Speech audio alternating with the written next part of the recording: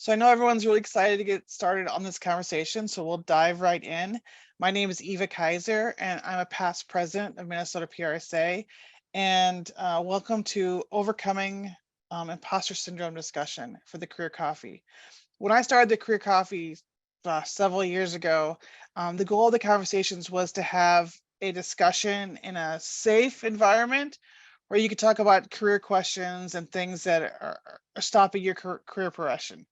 I started out at an agency, and when I was in an agency, I didn't really feel comfortable asking my peers about career questions because it was a very competitive environment, and I didn't want them to see, perceived weakness or what I was planning on doing. So I created Career Coffee as a way to have a forum of like-minded people to share information and give support and to dive into topics. And this topic of overcoming imposter syndrome, I think it's at the core of why I created Career Coffee. So I'm very excited to have this discussion. So as we speak today, the participants will be muted, but if you have questions, jump into chat and add the questions.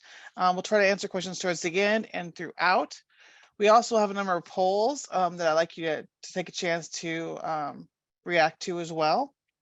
But the topic of imposter syndrome is one that's close to me because I kind of feel anxious sometimes about what I'm doing, and throughout my career, I felt maybe possibly wasn't worthy of being in this position, or I wasn't ready for this role. Luckily, I was in an agency when I went through my career, and I had the opportunity to have mentors who kind of brought me along with them, so I had the confidence to do this. But there's been times throughout my career that I've jumped into other things and kind of felt maybe I was not here, or, I don't have the skills for it. So the imposter syndrome has been part of my life. I've actually had a dinner the other night with some friends of mine, colleagues, and these are all women who've been in the career 20 plus years. And I asked them, have you ever experienced imposter syndrome? And their resounding answer was, yes, we have, and we have to do it all the time. Whenever they take on a new role, they said they feel like they're inadequate and they need to learn, and maybe they shouldn't be there. So the anxiety kind of grabs them. And I asked them how they work through it. And they said, just focus on the task at hand and just do one step at a time and validate that you know what you're doing. Personally, for me, when I entered the workforce, I didn't have a degree in public relations. So that was all something that was in the back of my mind, and I was like, well, maybe I shouldn't be here, and maybe I don't have the knowledge. And then throughout my career, that kind of came back as well. So I teach at the University of Minnesota as an adjunct. When I first taught there, I was like, well, I don't have a degree in PR. Maybe I'm not worthy of teaching here. But then I reminded myself that I have experience to share, and it doesn't matter if I don't have a degree or not. But I overcompensated when I had the anxiety by being totally organized, super organized. So even for this call or today, I was like, well, maybe why am I the moderator? Do I really know what I'm doing? Can I handle this? So I think everyone goes through the idea, some self-doubt and the imposter syndrome for a brief second or for a long time. So part of our discussion today is going to be talking through how do you deal with it and some strategies to overcome and be successful in your career. There was an Harvard Business Journal article that came up that I read that indicated women and people of color are more likely to engage and feel the imposter syndrome, and that most white men just kind of fake it till they make it, and that's okay with them. So for this panel today, I've brought in a diverse group to kind of share their thoughts on the topic. So I've got Julie Goulette from Belmont Partners. Hi, Julie. And Jalen Lyles from Zane Associates. Hi. And then Marcia Pitts-Phillips, who we all know is the chair-elect for Minnesota PRSA. She's from MPP, her own consultancy, sorry. But Marcia asked me, why did I bring her into this conversation? And I was like, Marcia, you've had so many different careers in your life. You went from journalist to PR person, and you're out there blazing trails. And I wanted to get your perspective as well. So how we're going to start today is I'm going to have each of the panelists share their experiences about imposter syndrome, and then we'll get into a set of questions. Again, please respond to the polls and put your questions in the chat. So I'll start with Julie. Welcome, Julie, and let's hear your story, your personal struggles with imposter syndrome. Thank you. Good morning, everyone. Excited to be here. Like Eva, I also don't have a degree in PR, and that's something that has always very similarly kind of been in the back of my head and is where a lot of my imposter syndrome roots from. Before coming to Belmont Partners 3.5 years ago, I did not have any formal experience in the communications PR field, but one experience in particular that really sticks out for me, I was able to be on a work trip out to LA a couple years ago. That was such a cool opportunity with a client for an event that they were putting on. But the whole time I was there, I was feeling very guilty almost for even being there because I had all of these coworkers back home who knew so much more and were so much more experienced and would be more valuable out there and deserved to be out there more than I did. But my coworker who I was with, who is also a mentor to me, I was comfortable enough to share with her how I was feeling about it. And she just looked at me and said, no, you've put in the work, you know what you're doing, you deserve to be here. And to this day, every time that imposter syndrome starts creeping in, that is what I tell myself, that I put in the work, I know what I'm doing. Obviously, there's still a lot to learn, but I do know what I'm doing and having that confidence to fall back on. Thank you. So Jalen, how about you? What's one of your experiences with imposter syndrome? Yeah, sure. So, just a little bit of background information for me. I've worked in nonprofits, education, and now consulting in the transportation sector. So I feel like I have gone through imposter syndrome in 3 different phases in my career. But one that kind of really sticks out for me, when I was working in education, there was this really big district-wide project where we had to, invite all of the seniors from all the high schools and really have them celebrate all their achievements throughout this entire school year.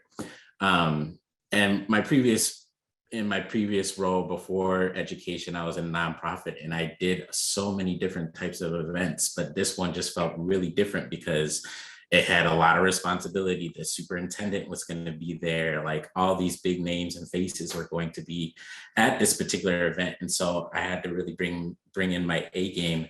But in the back of my head, I just kept continuing to struggle that I couldn't do it. Like, I kept telling myself I had this voice in my head that I just couldn't do it. And so I just really had to reassure myself each and every time whenever I was going through different tasks or different logistics throughout that experience that, hey, I can do this. I have the experience. I've done events before. And I know what I'm doing. And so just continuing to give myself a little bit more reassurance every step of the way really helped me get through that particular moment in my career. Thank you. I think I myself have gone through that as well. I remember the first time I got to be at an event with the CEO of a client, and I was like so nervous I shouldn't have been there. I felt like I was a little kid, so kind of that falling back into being insecure. So Marcia, share one of your times you've felt imposter syndrome or unsure of yourself. Well, first of all, good morning, everyone, and thank you, Eva, for assembling this panel. It's really an honor to be on it. And I was very excited as I continued to ponder and really think about how we were going to be delving into this topic. And for me, experiencing imposter syndrome, I am often, as an African-American woman, have been in a situation of first. And when one is often the situation, being placed in a situation of first, the first Black woman, the first woman, the first often in either majority white or majority white male situation, and I was the only, I would have those moments of self-doubt. Can I do this? All of the questions that have already been stated so far this morning. Why was I chosen? But here's the thing, and what has always what has always helped me and continues to help me as I go forward in life. And that even in 2023, and as we're going to be knocking on the door 2024, there's still those spaces where not only me as a Black woman, but other people of color and women, period, and other first name the group, that we're still experiencing it. Experiencing being the first. And so that means we have to have the tools and the wherewithal and the intestinal fortitude to be able to dig deep and say, okay, I'm the first, I may be the only still in this space, and then move forward. And what helps me are two things. And some of you have heard me say this before. My late mom migrated north from the segregated South, where there was lynching that was going on.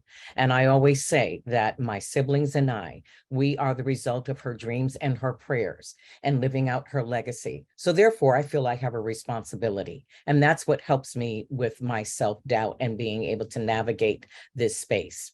And the other thing is my faith tradition. My faith tradition says in the Old Testament that I am fearfully and wonderfully made. So therefore, if I am fearfully and wonderfully made, then I believe that I have a right to not only be at the table, but help lead the table. That was wonderful. Thank you so much, Marcia. So we had a discussion here about self-doubt and when that's in the imposter syndrome. So how do you think individuals can differentiate between genuine self-doubt and nerves and imposter syndrome? And why is it important to recognize the difference in order to address the issue effectively? So how do you know when it's self-doubt and how do you know it's imposter syndrome? I know we're not all experts here on for psychology, but I like the panelists to kind of share, starting with Julie, what your thoughts are. I think this is a huge question, and I don't know the answer, if I'm honest. For me, they're kind of one and the same. My imposter syndrome always comes in as self-doubt. And I think in both cases, it's hugely important to be able to take a step back and look at the entire situation and look at the skills that you're bringing to the table, and remind yourself that you know what to do, you can do it, but you also have a team around you that you can lean on, and be able to have those people that you can go to when you're in both of those situations of self-doubt and or imposter syndrome, to be able to help pull yourself out of it and find that confidence to step forward. Thank you. Jalen, how about you? I probably would differentiate the two between, like, one being genuine self-doubt. So like it could be because of like lack of experience or kind of like acknowledge in a specific like range or area that you're working in. Whereas kind of like imposter syndrome is you're having those same doubts, but know that you have the competence of being able to achieve those particular things. And so I probably would say just kind of recognizing the differences that individuals bring into the field is kind of helpful. Like in my instance, I was working with professionals that have been working in the field for 20, 30 plus years. And so I came in with a little bit of like, and it was just like my first like PR job coming off of college. And, you know, you kind of come into the room feeling like, okay, they know so much more than me. Like I should just abide by everything that they do.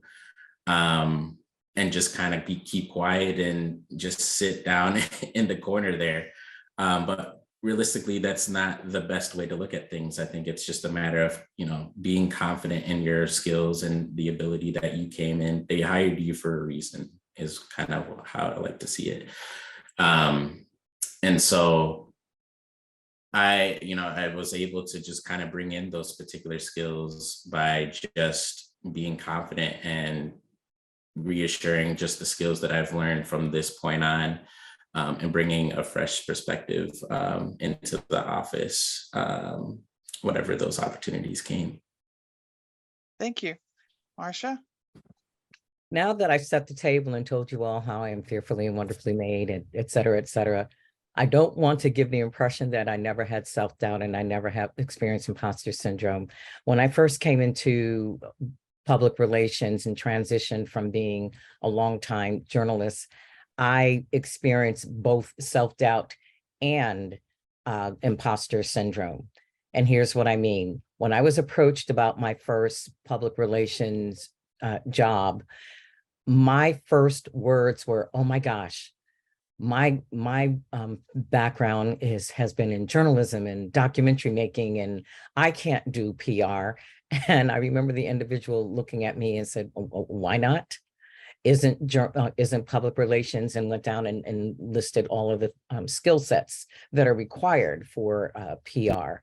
And then when it came to imposter syndrome, and after I was hired for the role and started working in the role for a few months, I felt like perhaps I shouldn't be here. Perhaps they need to bring in somebody who has agency experience, because at the time that I entered the public relations profession in 2006, there were people who primarily had agency experience, corporate PR, and I didn't have any of those. But what I did have to do was I would continually check myself, because I believe my work would speak for itself. And so a lot of this self-doubt I started to let go of, and just apply the skills, continue to study to gain the necessary skill sets that are required for public relations, attended workshops and seminars, and just all of the necessary professional development that is required to help strengthen my foundation, and therefore help to improve my work, which therefore boosted my self-confidence and helped me to let go of feeling like I was an imposter. But that's not to say that it doesn't continue to crop up, because it does. Thank you. So besides self-doubt, some of the other symptoms or common thoughts and feelings that they talk about for imposter syndrome are feeling that you will be discovered to be a fraud, believing compliments and praise are just because people are being nice, not because you earned it, feeling unworthy of success, feeling like it was luck, not talent, that got them where they are, feeling anxious or depressed, and feeling undertrained. I think those all things come together. I know that many times I say, "Oh, I don't need any praise. I didn't do anything." I think that's where my imposter syndrome also rears its head, not wanting to feel like I should be called out or singled out. But also, some of it is feeling that they're accolades, even though you're getting them externally, you don't feel like you earned them internally. So it's a struggle between your external and your internal as well. We mentioned here that some of the struggles, the triggers we have are new events, new positions, new other things. Are there other things that you feel like are triggers and that make your imposter syndrome jump up? But also, how do you navigate these challenges? I know we talked on this a little bit, but do you have any thoughts on that, Jalen? I just threw you in there, sorry. Yeah, no, you're good. So I probably would say practice of just kind of like self-reflection and challenges, challenge those negative self-talks. For me, I try to like just kind of understand the scope of why I'm having these feelings. And for the most part, it's essentially because either just because I've had lack of experience in those particular areas, or I just feel intimidated by other folks that have been in the industry for longer. So sometimes it's just a matter of just kind of self-reflection and just challenging those negative self-talks. Other opportunities could be seeking support from like mentors or other colleagues and other support groups that you know that you could essentially trust their opinions whenever you're working with them. Or even just having the focus on just continuing to learn different opportunities and give yourself a little bit of grace as you proceed into this new thing. Marcia, your thoughts? I've been very, I'm moving the screen. I see the polls coming up, sorry.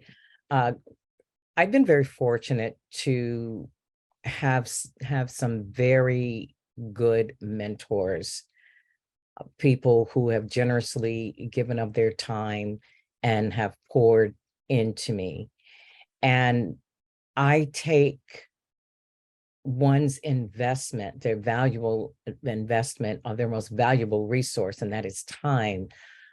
I take to heart what they pour into me and try to apply their insights and their wisdom to my work and to my life.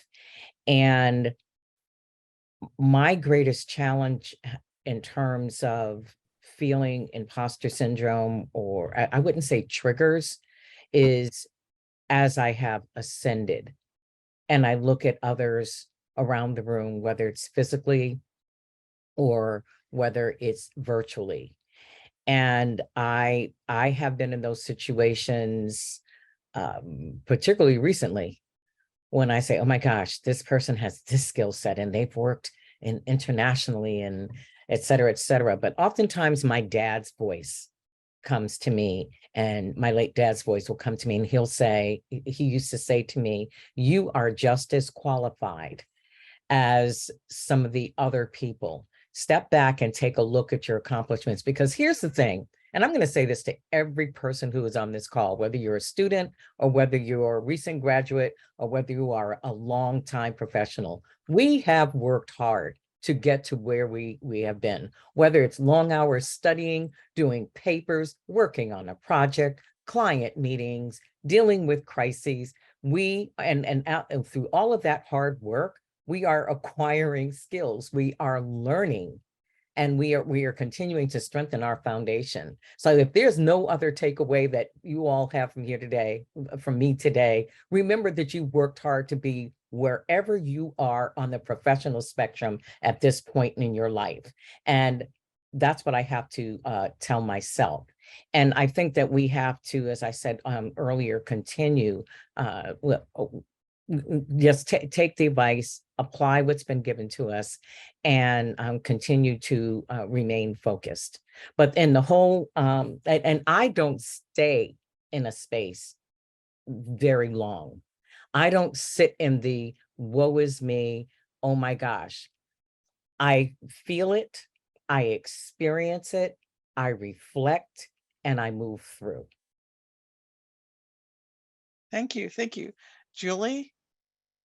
Yeah, I think just building on what both Marcia and Jalen have been saying, comparing myself to others is always a huge trigger for me. I know anytime I walk into a brainstorm or a meeting that has a big group of people, even if it's just internal, I know that I'm very lucky to work at an agency that is such a supportive community, but I'll look around the table or the Zoom call and see people who have been in the game so much longer than me and know so much more than me. And I start kind of thinking, well, if they haven't thought of this idea already, then it's probably not a good one. Or who am I to know more? What do I have to add to this conversation? And that's something that I'm still working through, if I'm being honest. But finding that space where you can allow yourself to fail or to look dumb, that's where you're going to grow the most.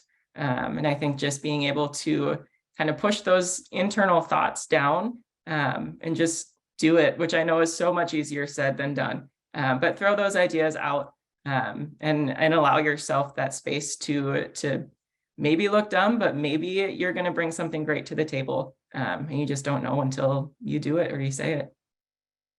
Thank you. So on the poll, so the number one trigger so far is comparing yourself to others in your field. I think that's something that all three of the panelists have mentioned. But I'll throw it back to you, Julie. How does social media amplify this? I mean, when I started out, it was like comparing me to what I knew about the person, and I'll date myself. There wasn't even LinkedIn. And now it's like I'm comparing myself to everybody all the time through social media. How does that amplify the imposter syndrome?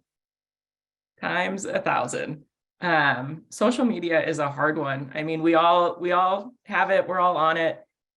We share the good and we put a filter on the bad, right? So you start comparing yourself to everybody else's highs, and it's your lows that you're comparing. And I think it's really easy to forget that for every success that people are sharing, they've had just as many, if not more, hardships or roadblocks that they've had to overcome to get there. And I think it's so easy to think that everyone else's life that you see on social is the full story. And it's not. And we know that, but we forget it. So I think that just adds to it in so many ways, feeling like we don't know what we're doing or we're not good enough. And on the flip side, maybe we don't deserve that promotion or that award or to be part of that conversation. So I think social media definitely has a place to promote ourselves and networking and celebrations, but it also can be it can be a dangerous place for ourselves and for each other. Yes. Marcia, do you have any thoughts on this? Social media, it can be a good thing in terms of reading about the celebrations, reading about the honors and recognitions that others have received, and give us a place to aspire to. As I read bios of individuals who've received awards and honors, and look at their journey, that can serve as an inspiration for me to continue on my journey and also be able to demonstrate how I can continue to give back or to give back and explore new ways to give back. On the flip side, that whole comparison thing, I think it's something we all have to be very mindful of and keep in check. I know I look to keep in check early on in social media, whether it's Facebook or Twitter or LinkedIn. I might find myself slipping into, oh my gosh, they've gone on this great vacation and I wasn't able to this past year, whatever year it was particularly hard because I've been working so hard and experienced loss or whatever, and couldn't do something, and we start to compare. But Tiffany Tolliver put in the quote, and I think put a quote in the chat, and I think it's a great one, and that it's something about comparison is the thief of joy.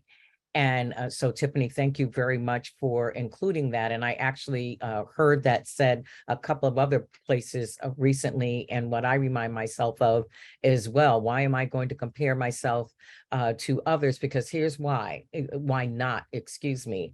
All of us have a story. All of us have been through something, whether it's loss, grieving the loss of a job, or a family member, or a friend, or our monetary stability. Regardless of it, we all have a story and we all have a journey that we've been on in life.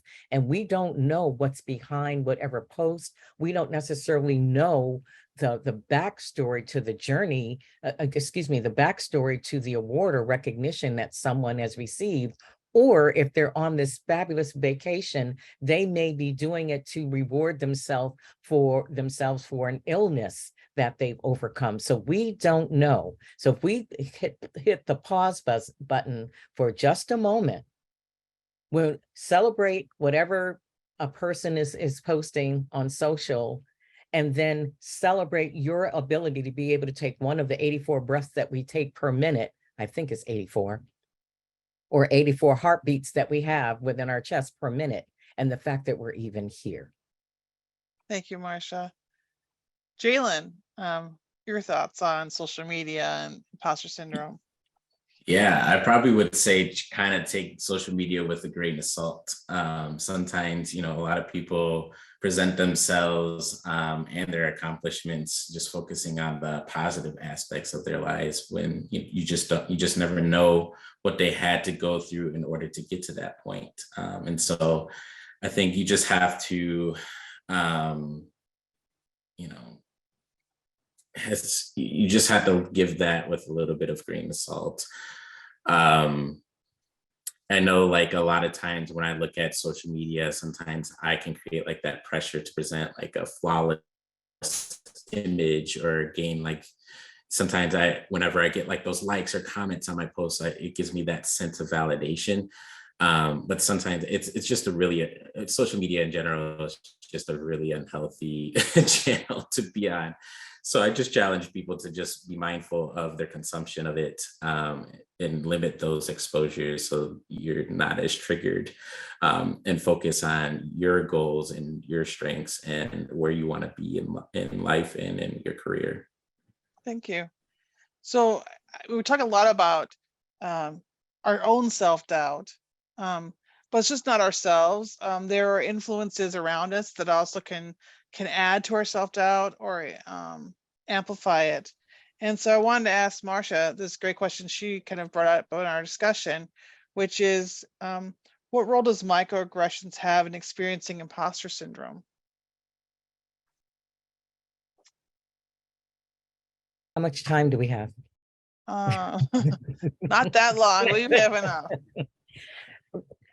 Microaggressions can feed into and those feelings of self-doubt for the individual that microaggressions are being projected onto. And Eva, if it's okay with you, I'd like to, I know you're going to ask about race, but some of that plays into. Go ahead. And I referenced being the only earlier in my comments. And when one is often the only, and by the way, so here's what I'm going to do: race, gender, gender identity, etc.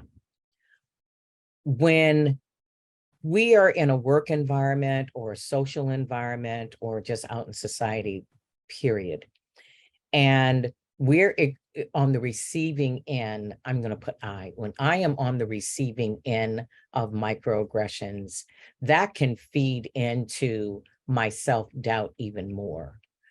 If one is questioning whether I should be in the room or have the skill set, or I am looked past as though I'm invisible, and until someone else acknowledges me, who may be my peer, then all of a sudden those who may be projecting microaggressions on me recognize that I do in fact belong in the room, or belong up on the podium, or belong at whatever social function that it is. Microaggressions are so harmful to the emotional psyche, to the one's professional environment. People leave jobs over microaggressions, and it's a very unhealthy role. And people who are on the receiving end of microaggressions, we're often the ones who have to take on, or are made to feel as though we have to take on the responsibility of dealing with it.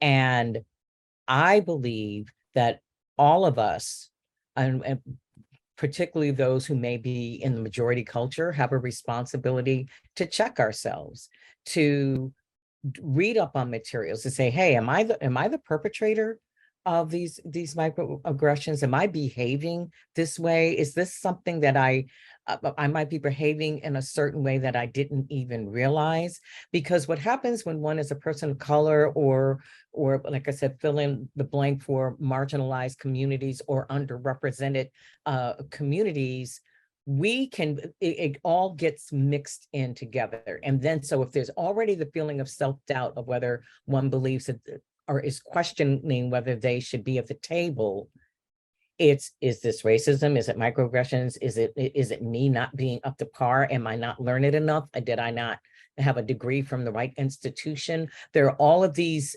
feelings, but then the person who is on the receiving end, I'm going to use a quote that I have here from Michelle Obama.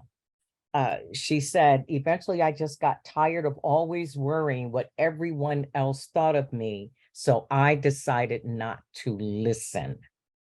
So for anyone who may even think for a moment that they are the perpetrator or the one who is instituting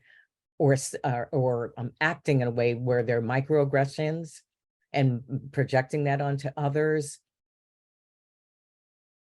take the necessary steps. And for those who've been on the receiving end, which all of us may have been, every single person who's participating here today, tell yourself, as our former First Lady said, decide not to listen, and then to rest on and move forward in the skills and the talents and the lessons that you have learned in life, apply them and continue to grow and move forward with confidence.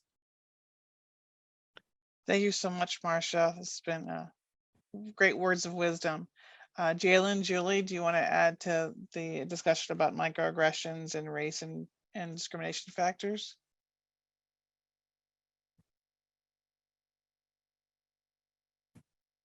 Okay.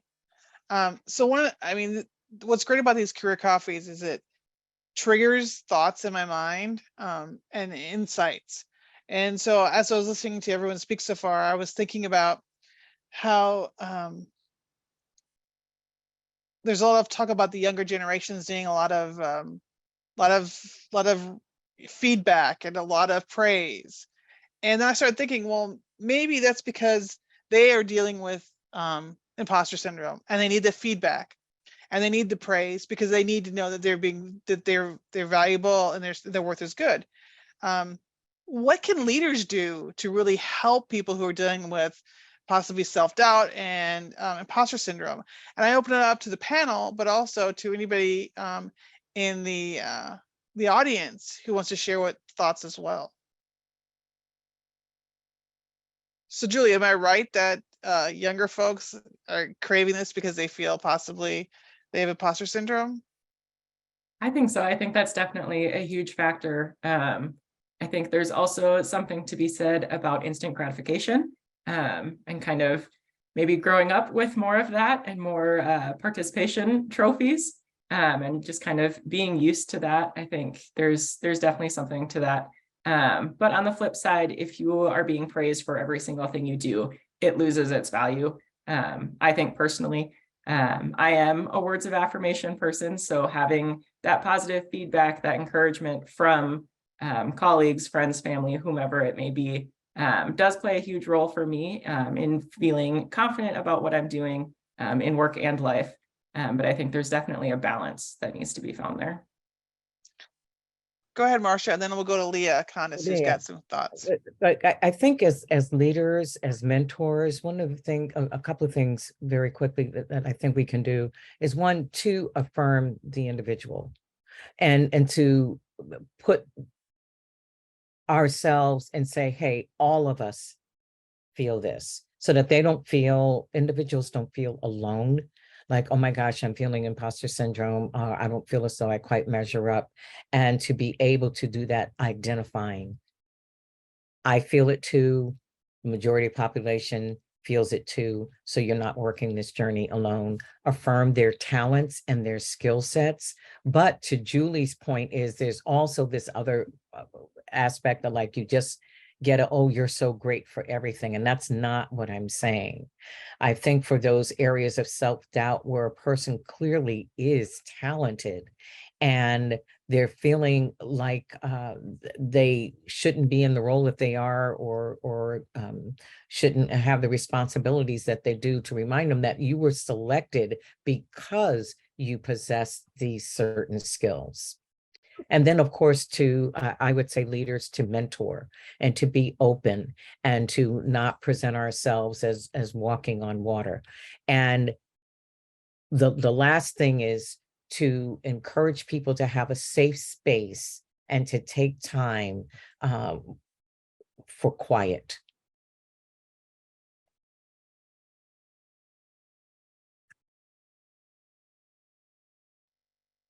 Okay, I'm trying to unmute Leah, so hopefully we can get you on. In the meantime, I'm unmuted now. Sorry about that. There you go. Technical difficulties. Eva, thanks for asking the question, because I made a note of this right away when you said you didn't like praise or seek praise. I'm like, oh my gosh, I love praise. What's wrong with me? But and Julie, thanks for bringing up words of affirmation for anybody who hasn't read the 5 love languages. That's one of them. Surprisingly, it's not my top one, but it is, well, the daughter, I have 3 daughters, and this is my youngest one.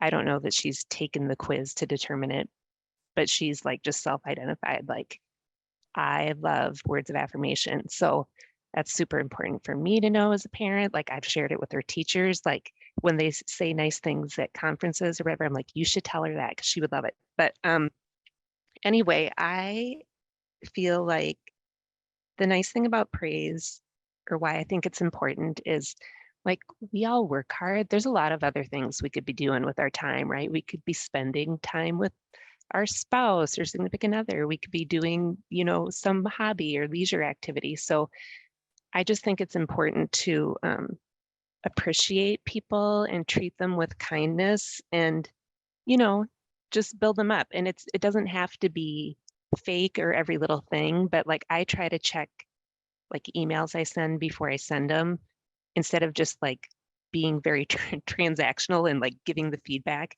I usually like to open with something like, nice job, or thanks for getting this started, and then give the feedback. So I think it's just like little things like that can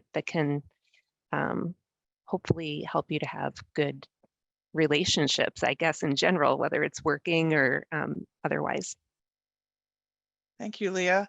So Jalen, I jumped past you. Do you have any thoughts on how to help others that you around you dealing with imposter syndrome? Yeah. When we were kind of just talking about just kind of even leaders or how like leaders and supervisors can just kind of help folks. I think Julie made a good point in terms of like, being able to limit those words of affirmation to a certain degree because it kind of loses its value. However, I think it's just kind of a little bit of words of understanding what people bring to the table too as well.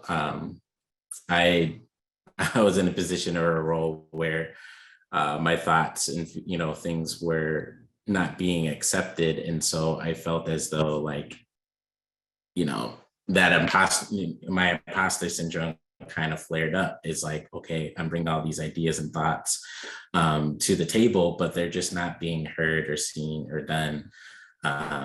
So sometimes it would be helpful to get some of that regular or constructive feedback from leadership to reinforce like those strengths and accomplishments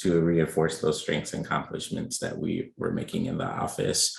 And having just that encouraging and opening supportive workspace is critical for any professional. That was to a point where I had to even potentially leave that space because I knew it wasn't just me. It's sometimes it's just a matter of the atmosphere that you're in, and sometimes you need to take yourself away from that atmosphere and put yourself in a new position to where you feel a little bit more open and supportive and getting that critical feedback. Thank you. So we have a question on the chat from Dorothy. Thank you for your question, Dorothy. It's any advice for solo practitioners who don't have coworkers who cheer them on or who can affirm their skills, etc. So I'm a solo practitioner. I've been one now for 13 years, big anniversary in May. And I think for me, it's the isolation is tough, but I try to get feedback from people I've met, professionals. So surround yourself, get involved in PRSA where you talk to other folks, bring them in, have conversations, have the coffee with your friend who you can talk about what you've done, what they've been doing, and that helps a lot as well. But you really can't, for me, I can't really ask my clients to tell me I did a good job. I just something that comes back from that. But Marcia, you were a solo person for a while. How did you get the feedback you needed and the accolade? I am. Well, you got an intern. That's why I say. Oh yes, I do have an intern, and there are some people who I contract, but Yes, it is important to, I think, being involved in PRSA, and I'm also involved in other organizations. I'm a member of Alpha Kappa Alpha Sorority Incorporated. It's the oldest Black women's professional organization, sorority, and I'm involved in my church, and I'm involved in other, and I serve on boards. And so I think the community connections and having those kinds of relationships are very affirming to me as a person overall, as a woman, as a Black woman. And I'm just a people person, and anybody on this call, I will tell you right now, if you invite me to coffee, I'll be there, because have coffee, I'll show up. But Eva will tell you, but it is important to try to connect with others who are in your profession, who aren't solos, and to exchange ideas, to get feedback. And I referenced space earlier, to have a space where you can just really be yourself. One other main point I want to make, it's kind of along this question, but it spears over into another area, and that is having a space when it comes to being completely you. If you mess up, and you know you've messed up, if there is a trusted person whom you can go to, whom you can cry or express your anger or your frustration, that helps, I think, with the healing process of imposter syndrome. Because if you don't have that space, then it can start to pile on to those feelings of, I don't belong here, I'm such a failure, I've messed up, I don't need to be doing this anymore. But there are a couple of individuals, and there's an instance I can remember a couple of years ago where I needed that space where I just cried and cried and cried and cried and cried. I got it all out. The individual said to me, okay, Marcia, you've cried your tears. I gave you the space to cry your tears. Now drive them, pick yourself up. You know you're not going to do this anymore, and go on. We need that kind of person. And I needed that kind of space, because if I hadn't taken that space, then I believe that I would have continued to fail and continued to pile on to myself that I'm an imposter and I don't belong here. What you thought, Marcia, triggered another thought for me, and that's the biggest charge I get is from volunteering. Someplace that needs my help, someplace that doesn't live in the world of PR, I can go in and really help them. And I get, the validation and the praise that I love the most is when I help somebody who needs the help the most, not because I'm getting paid for it, but because it's a volunteer activity. So for solos and even non-solos, giving back to your community is always a way to recharge your self-worth and how you feel about yourself. So is there any other questions from the audience that you would like to answer? Otherwise, I have other questions I can ask the group. Okay, so the next one is, we're all communicators, and we all need to consult and give counsel to our clients and our bosses and the management and everything else. Oftentimes that imposter syndrome gets in the way of us feeling the confidence to share and to be good consultants.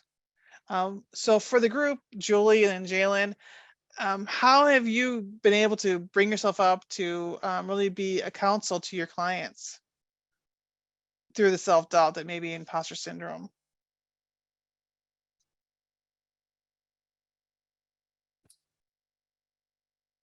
Okay, Jalen, you're off mic, so I'll let you go first. Sure. I probably would say sometimes the clients have thoughts and ideas way ahead before we even sometimes have some consultation with them. And so we have to just kind of bring it down to them and just let them know that, hey, these are all great ideas and valid ideas. And, give them reassurance that we hear them and listening to what they have to say. But sometimes we have to either just pivot a different way and pivot in a different direction where they can kind of understand that, like, hey, like this is the way it should particularly run, just based off of experience and based off of our experiences. You just have to validate yourself in what you're talking about and letting them know that you know what you're talking about. So I know sometimes I struggle with that often when I'm dealing with clients, but sometimes you just gotta stay firm and stay stern and let them know that, hey, you know what you're talking about. Thank you. Julie?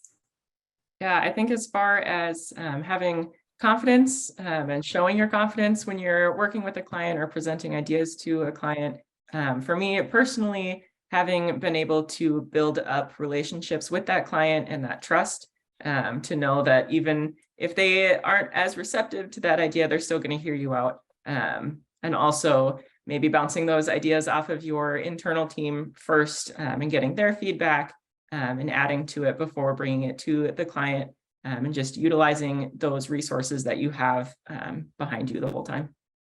Thank you. So the current career coffee poll number 5 is about how imposter syndrome impacts your career decisions and progression.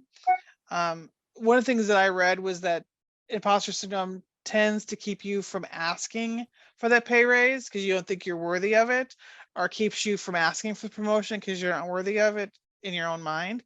But also I read an interesting article that said women tend to apply for jobs where they meet all the criteria, check mark, check mark, check mark.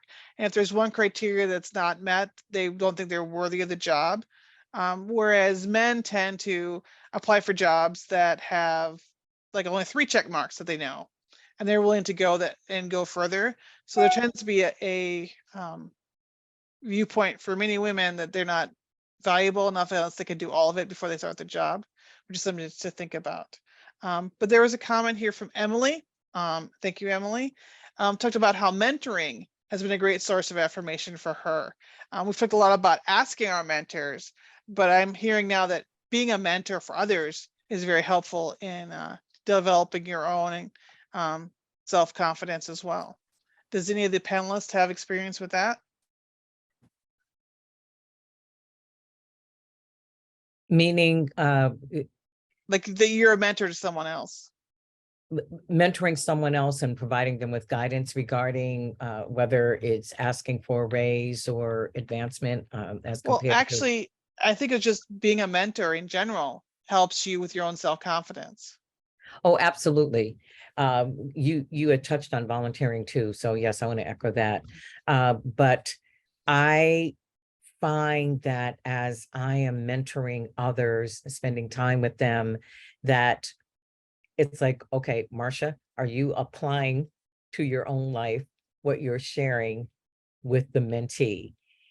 And whether it's just over a coffee conversation or spending time and helping them, over a longer period of time. And mentoring, I believe, serves as a reminder of the accomplishments that I've made, while at the same time instilling advice, instilling wisdom in them. Thank you. Julie and Jalen, for the mentoring, have you had the chance to use that as a way to develop your own confidence? Okay. No, you go ahead.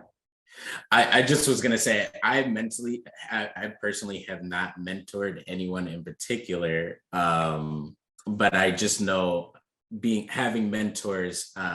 Actually, I have one mentor that's actually in the call right now, Rose McKinney.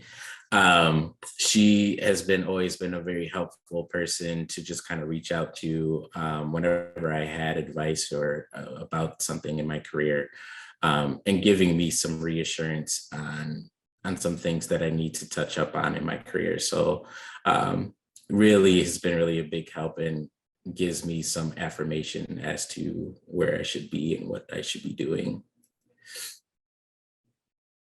I was going to say the exact same thing. I have not had the opportunity to be a mentor. I am pretty early on in my career, so and maybe it's the imposter syndrome speaking, but I don't know that I would be that great in that role just yet. But I do know that I'm very lucky to have a couple of really great mentors that I know I can go to with anything, work or life, which has been huge for me. Thank you. So as we close to the end of this, I asked the panel, is there anything you'd like to share, starting with Julie, last comments on the topic of imposter syndrome? I mean, this conversation has been really great. I'm excited that I was able to be a part of it with all of you this morning. But I know, like it's been said many times, just finding that confidence within yourself, reminding yourself that you know what you're doing, you are the pro, and being able to have people in your corner to cheer you on and help you pull out of that imposter syndrome, I think will Thank be you. all of us. Thank you, Julie. Jalen? Yeah, just to kind of say basically what Julie has been saying, just go out there and, try to do your best. And again, you're a professional, you're a communications professional pro. Like, you have gotten to where you are today because you pushed yourself, you've worked hard to get there, and don't let anything take it away from you, even if it's yourself. Sometimes ourselves can be the worst enemies when it comes to our work. And so I just challenge you guys to, continue to give yourself self-affirmations if you possibly can, self-reflection on what you can improve on, and just kind of go from there. Thank you. Marcia, do you have any last insights or comments? Just a few things I want to leave you with. Take time to reflect, always prepare, to listen, to find the silent spaces. Mentor, we said mentoring, volunteering, and to read. Thank you so much. This has been a really insightful session for me. Last year, I moderated a session on being a freelancer, an independent consultant. And even though I've been an independent consultant for 13 years, I learned a lot from that. And I learned a lot from this as well. So I really appreciate the panelists and all the people who participated on the chat and in the call. Thank you so much. We'll be doing another career coffee in August. The details will be coming. But I hope you enjoyed this and have a great weekend. Thank you so much. Thank you to the panelists. Thank you. Thank you. Thanks, Bye. everyone.